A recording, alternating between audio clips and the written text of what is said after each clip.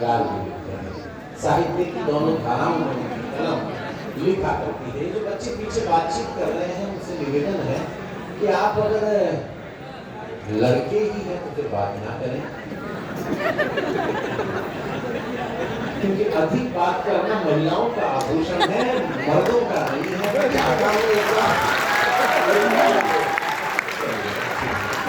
महिलाएं तो क्या है साहब, महिलाएं वो होती है आदरणीय विष्णु दादा की कपाल भाती करते हुए बातचीत करेंगी। ये कुवत से महिलाओं को होती है। महिलाएं रोजाना शाम को नाटक देखती हैं और अगर नहीं देखने को तो फिर करती हैं। ये वही लोग तालियां बजा रहे हैं जिनके हाथों से रोज शाम को रिमोट छीन लिया जाए। मैं ऐसे तमाम व्यक्तियों को भी प्रणाम करना चाहता हूँ। दोस्तों, एक श्रवण सतयुग में हुआ जिसका सफर अयोध्या में आकर खत्म हो जाता है। एक बाण दशरथ के धनुष से चलता है और वो श्रवण वहां पर समाप्त हो जाता है, खत्म हो जाता है। बाद की कहानी आप लोगों को पता होगी। एक श्रवण का जीवन अयोध्या में समाप्त हो जाता है। एक चीख पुकार लिए, एक वेदना लिए, एक दर्द को लिए हुए। लेकिन सतयुग से जब हम इस युग से आए, मैं तो इसे कलयुग कहूंगा नहीं क्योंकि अभी मैं इसमें मौजूद हूं। दोस्तों, सतयुग से लेकर श्रवण की चीख पुकार शायद शास्त्रों के पन्नों पर हम लोगों ने खूब पढ़ी है, खूब महसूस की है। लेकिन एक युग का अंत, एक श्रवण का अंत सतयुग में होता है। और इस युग में एक श्रवण, जहां वो श्रवण अपना जीवन का सफर खत्म करता है, उसी अयोध्या से एक श्रवण अपने जीवन के सफर की शुरुआत करता है। मैं श्रवण कुमार जो हमारे बीच में अवध से मौजूद है, मैं चाहूंगा कि वो अपने व्यंग्य, अपने हास्य और अपने श्रृंगार के गीतों के माध्यम से हमारे बीच में मौजूद है। श्रवण कुमार जी, आपका हार्दिक स्वागत। और श्रवण भैया ने जो फ्रेंच कट रखी है, तो अभी पिछले दिनों मैंने इनको पूछ लिया था कि श्रवण भैया इसके पीछे कारण क्या है। ये बात भी मैं इसलिए सुना रहा हूँ ताकि विष्णु जी इनको भी वो कहते हैं जो अरुण जी को कहा गया था। मैं आपको बता रहा हूँ, मैंने पूछा कि भाई साहब ये बताइए कि ये आपने आधा आधा क्यों रखा। कोई कि अशोक भाई, तुम्हारी भाभी है उनको जो है क्लीन शेव पसंद है, और जो मेरी साली है उसको दाढ़ी मूछ पसंद है। इसलिए हमने इनको भी मना ली और इनको भी मना ली, इसलिए ये आधी जगह पर हमने ये रखा है। तो जिस व्यक्ति की जिंदगी में दोनों मना ली, उसके यहाँ हर रोज कुल्लू मना ली।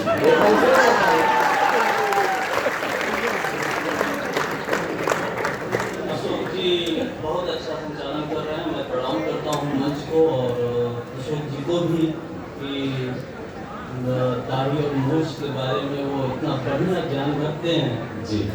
तो 4 पंक्तियां हमारे अवध में कही जाती है, वहीं से शुरू करता हूँ, आपको बोलता हूँ कि मूछ बिना नर छूछ लगे, बिन मूछ के मर्द न मर्द कहावे। क्या बात है, दोपहर तक था वैसा।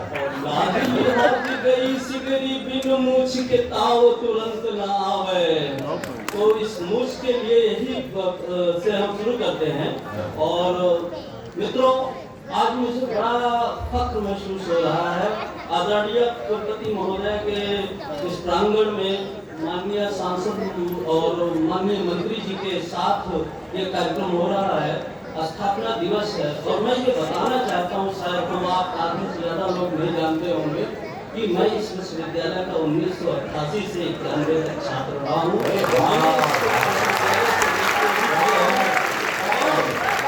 आज मुझे इस मंच पे आपके समक्ष प्रस्तुत होते हुए इस बात पर मेरे ऊपर जो युवा दोस्त बैठे हैं, जो कविता लिखने का शौक रखते हैं, वो ज्यादा ढंग से सुने।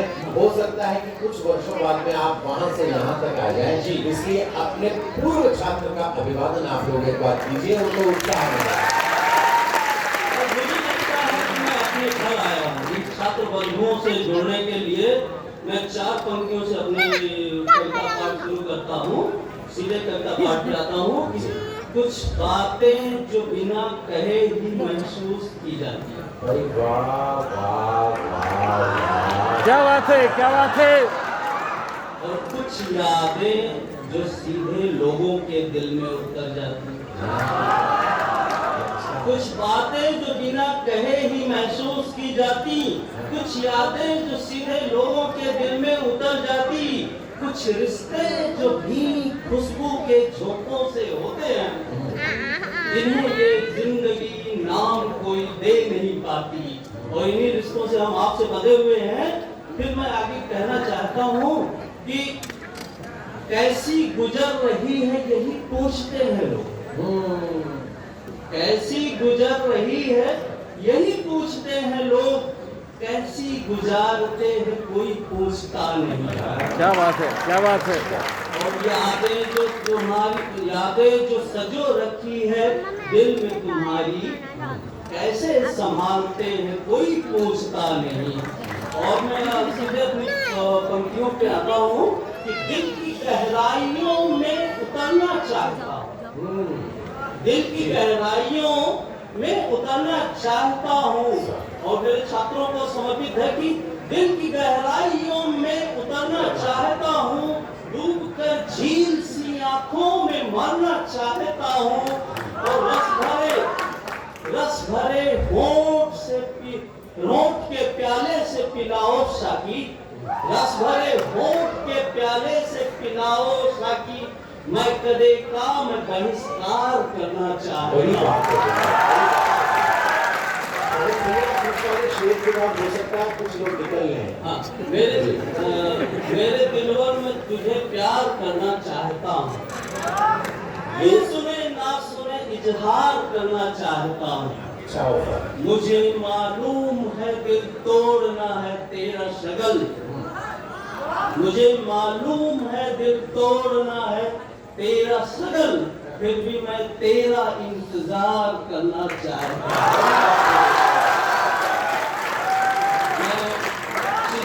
व्यंग रचना के लिए जो आदेश हुआ है मैं उसमें आता हूँ। ये मैंने आपसे जुड़ने के लिए थोड़ा प्रयास किया, आपका समर्थन मिला, बहुत बहुत धन्यवाद।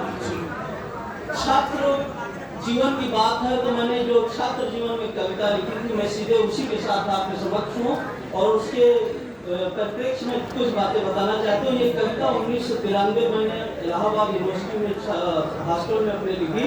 और वो 1993 की परिस्थितियों को आप ध्यान दें कि बाढ़ आपदा कोष के धन से अमेठी में कैप्टन सतीश शर्मा ने एक राजीव ग्राम बसाया था टेंट का, और वो आंधी तूफान में ही उजड़ गया, वहाँ अधिवेशन नहीं हो पाया। दूसरा इशू है कि उस समय आरक्षण का बहुत जोर चल रहा था, बहुत से नौजवान हमारे आप हत्याएं वगैरह कर चुके थे, और उन्हीं के बीच में जो ढांचा था वो डिमोलिश हुआ था। और वातावरण आप ध्यान दें और मेरे व्यंग रचना का आनंद लें। जुलाई का महीना था, इलाहाबाद में सूखा पड़ा हुआ था और बहुत मांग के बाद सुबह जब 7:20 की न्यूज आई कि जिले को सूखाग्रस्त घोषित किया जा रहा है, उसी शाम को इतनी झमाझम बारिश हुई कि हॉस्टल का पूरा कैंपस पानी हो गया। उसमें मेरे एक मित्र थे, उन्होंने प्रश्न पूछा कि बताइए पांडे जी, ये बारिश हुई लेकिन इतनी देर से क्यों? उसी प्रश्न पे मेरी कविता है, आपको समर्पित है, आपके बीच का हो इसलिए आपका समर्थन मेरा हक है। अभी कुछ दिन पहले ही जो बरसात भी आई, झुलस रहे जड़ चेतन को उसने राहत पहुंचाई। हम लोगों ने भी उसका जमकर आनंद लिया था, तभी मेरे मित्र ने मुझसे प्रश्न पूछ लिया था, मित्र जरा समझाओ हमको, है ये क्या सब बात आई लेकिन देर से आई, आखिर क्यों बरसात हो गया? सोचा हमने बहुत कितना, सुनिए मजा आएगा जब आपको लगे ताली बजानी तो आप जरूर बजाइएगा। सोचा हमने बहुत कितना संचित उत्तर दे पाया, अतः अचानक कभी उभर कर ये विचार मन में आया, क्यों न प्रश्न किया जाए ये देश के कुछ नेताओं से, प्रस्तुत सन्मुख वे सब उत्तर मिले जो उन आकाओं से। ध्यान दीजिए प्रधानमंत्री है कि सबसे पहले प्रश्न ये पूछा था नरसिम्हा राव से, सुनते ही वो बोल उठे थे बिन मूंछों की ताव से, हमने 12 आपदा धन पहले यूपी में खर्च किया, बारिश ने इस बार ही तो राजीव ग्राम को नष्ट किया, और फिर बारिश इस बार समय से यूपी में यदि आ जाती, सूखा राहत धन कैसे सरकार हमारी खा पाती, सूखा राहत धन कैसे सरकार हमारी खा पाती। प्रश्न यही पूछा था मैंने जब श्री वीपी सिंह से, अपना उत्तर देने में वो नहीं जरा सा हिचके।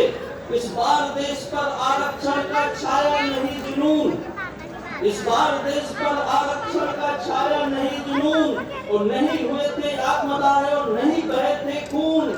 भला बताओ तुम ही दोस्त फिर बारिश क्यों होती, और नहीं पड़े जब खून के धब्बे फिर क्या बारिश होती। और सामाजिक समता की लड़ाई, ध्यान चाहूंगा कि सामाजिक समता की लड़ाई अभी हमारी जारी है। अगली बार समय से बारिश होगी ये तैयारी है, अगली बार समय से बारिश होगी ये तैयारी है। प्रश्न पूछने की मेरी अब तो थे जिससे भारी, थे मुस्लिम नेता शहाबुद्दीन इमाम बुखारी। मैंने पूछा बतलाओ कि वर्षा में क्यों देर हुई, बोले तुमको नहीं पता क्या यूपी में अंधेर हुई। बिना किसी भारी बवाल के ढांचा गया ढाया, और हिंदू मुस्लिम दंगों का कुछ राज समझ ना आया। और जब तक जन्मभूमि पर मस्जिद फिर से नहीं बनेगी, तब तक वर्षा में देरी ये होती सदा रहेगी, तब तक वर्षा में देरी ये होती सदा रहेगी। अडवाणी से प्रश्न मैंने पूछा था हैरानी, जो है अभी आग लगाते बिन माचिस के पानी में। बोले जब तक हिंदुस्तान ना हिंदू राष्ट्र बनेगा, और जब तक दिल्ली की कुर्सी पर अपन नहीं बैठेगा, और जब तक जन्मभूमि पर मंदिर भव्य नहीं बन पाएगा, तब तक मौसम में परिवर्तन ऐसा ही आएगा। यादों से मैंने जब प्रश्न यही दोहराया, 4 लाइना इसका उत्तर उन्होंने हमें थमाया। बोले बारिश समय से होगा बहुत अनाज, बोले बारिश समय से होगा बहुत अनाज, और पेट भरे हो सबके तो हम किस पे करेंगे राज। अतः जरूरी चक्र देश में सूखा बाढ़ के आने का, और यही वजह है यूपी में भी बारिश देर से आने का। और इस कविता को लिखने के लिए जिसके लिए मैंने कविता लिखी, पूरी कविता की सारांश अंतिम 4 पंक्तियों में है। कृषि वैज्ञानिक हूँ, इसलिए मैं आपके समक्ष रखता हूँ आपको कि, और अंत में प्रश्न मैंने पूछा एक किसान से, और अंत में प्रश्न मैंने पूछा एक किसान से, नष्ट हुई थी जिसकी फसलें सूखा बाढ़ तूफान से। बोला जब तक नेतागण सब हम सबको लूटेंगे, जाति धर्म में बांट हमें ये लगातार चूसेंगे। और जब तक राजा, ध्यान चाहूंगा मंत्री जी का ध्यान चाहूंगा उस पे कि जब तक राजा जनक स्वयं ही नहीं बनेंगे हलधर, जब तक राजा जनक स्वयं ही नहीं बनेंगे हलधर, तब तक बारिश आएगी अपना समय बदलकर, अपना समय बदलकर।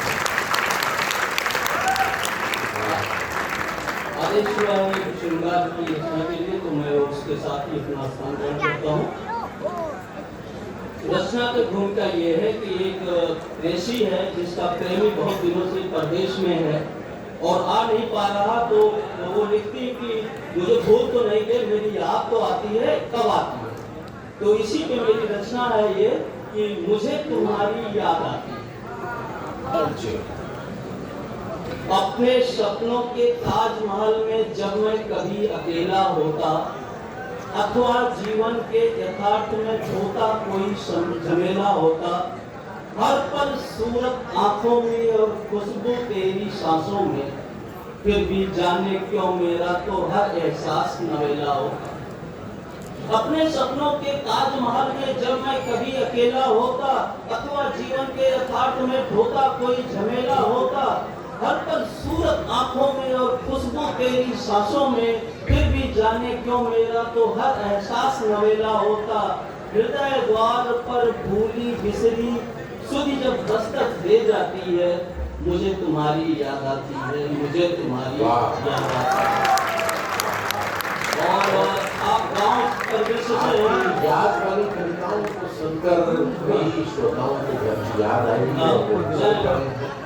मैं चंद पंक्तियां खत्म करता हूँ अपनी कविता कि ध्यान चाहूंगा, फागुन के वर्णन है, गांव से हम सभी लोग जुड़े हैं। जब फागुन में अरहर की फलियां छमछम की आवाज आती है, पक जाती है, तो उनका ध्यान दिया कि खनक उठे अरहर फलियां छमछम कर मस्त सिवानों में, नवकोपल का मधुबार लिए जब मदन फिरे बिरवानों में, एक कसक उठे मन के अंदर और मनमत मन को मत डाले। एक कसक उठे मन के अंदर और मनमत मन को मत डाले, गौर आए फिर आम आदमी ऋतु के रुंझुन तानों में, तो सरसों जब धानी चुनर ओढ़ मदहोश हुई लहराती है, मुझे तुम्हारी याद आती है, मुझे तुम्हारी याद आती है। और एक अंग्रेजी में खत्म करता हूँ इनसे कि बारिश की पहली बूंद जब भी पपीहे की प्यास बुझाती है, मिट्टी की सौंधी खुशबू फिर सांसों में महक सी जाती है। आग लगाता है सावन बारिश से भीगते तन मन में, ध्यान चाहूंगा कि आग लगाता है सावन बारिश से भीगते तन मन में, तब लाज शर्म के बंधन से प्रीति मुक्त हो जाती है। मन मोर मयूर हो नृत्य, मन मोर मयूर हो नृत्य करे, मयूरी भी जब इखलाती है, मुझे तुम्हारी याद आती है, मुझे तुम्हारी। क्या बात है, क्या बात है, बहुत बहुत शुभकामना।